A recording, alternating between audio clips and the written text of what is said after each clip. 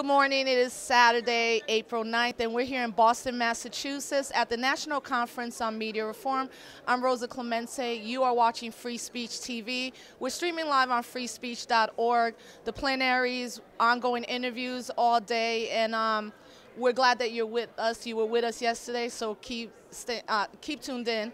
But also let your friends know that they can watch this Facebook or Twitter, and let's have a conversation. A lot of people weren't able to make it, but we're having amazing events and things to come. So next to me right now is Derrick Crowe. He's a political director of the Brave New Foundation, which runs the Rethink Afghanistan Campaign. He's also a 5-year veteran of Capitol Hill and a trained creating a culture of peace, nonviolence facilitator. So Derrick, thank you for being with us here at Free Speech TV. How are you? I'm doing great. How are you?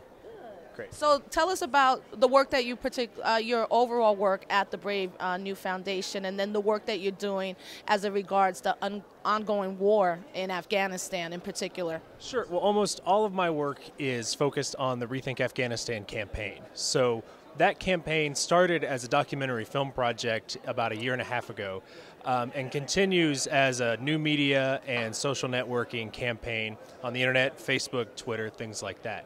And the initial point of view of the campaign was that we wanted to stop the escalation of the war in Afghanistan. Now, obviously, the president went ahead and pushed through, but what we were able to put together was a very intense, scholarly, well-attested bit of information that showed from a variety of levels that an escalation in Afghanistan was the wrong tack to take. And since then, we've continued to document what's going on and show that adding more troops into that situation has actually made it worse. And we've documented especially the cost of the war to the American taxpayer. And specifically on that, right now we're running... what is that cost? What is that cost? That cost is huge. On your income taxes right now, if you go to rethinkafghanistan.com/IOU, you can see, if you type in how much income you make and how you're going to file your taxes, it'll show you your IOU for the tax bill that you're writing the check for this year. And you'll be stunned. In some cases, it's several $1,000s for average taxpayers. And it's just incredible. That cost just for this year is going to cost over $107 billion for just this year's direct costs. And that doesn't include things like the injuries to veterans and the cost of caring for them. And beyond that, we do blogging, constant online videos. We work on Twitter to get these costs out to the American people because, frankly, the mainstream media is failing us in that regard. Yeah, so we've escalated the war in Afghanistan. We're mired in conflict now in Libya. As someone who works around the culture of peace, particularly, what do you see, how's the future looking, especially with the upcoming, already the run-up to the presidential campaign in 2012?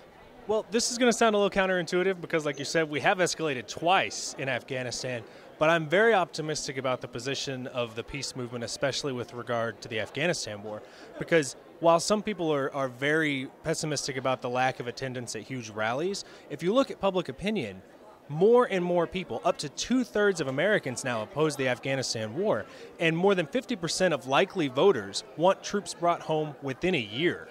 And that effect has started to reach into the presidential primaries already, with people like Haley Barbour on the Republican side saying we need to pull our troops out. Now, if I were going to say a year ago, if Haley Barbour, the Republican governor, runs for president, what's he going to say on the Afghanistan war?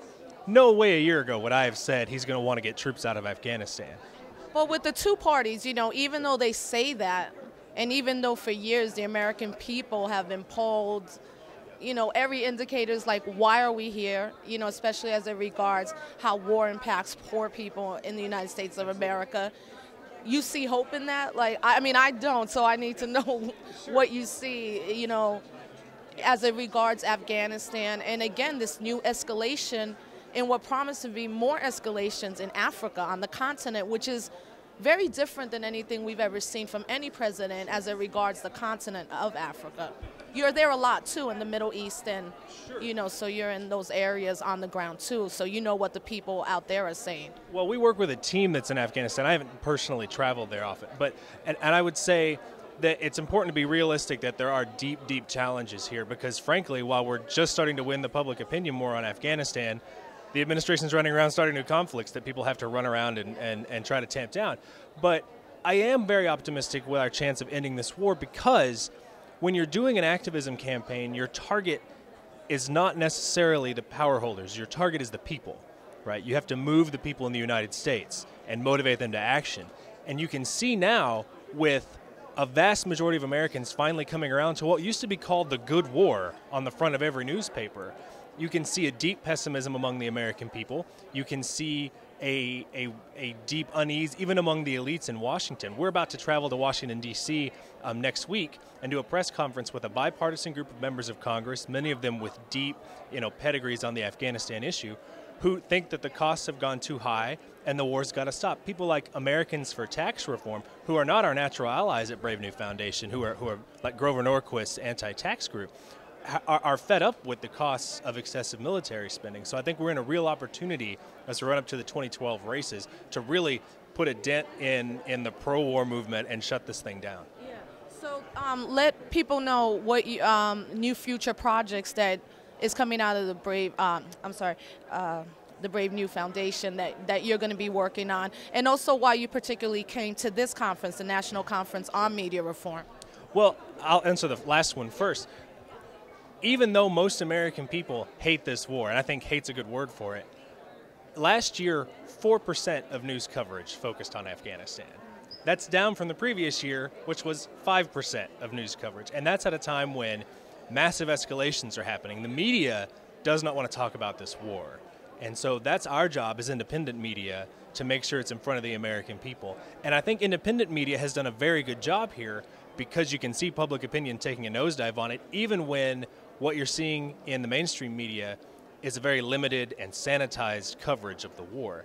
Now, the things we're going to be working on in the future, we're really focused on the cost of the war, because we think that helps people understand, the tangible damage that it does to us.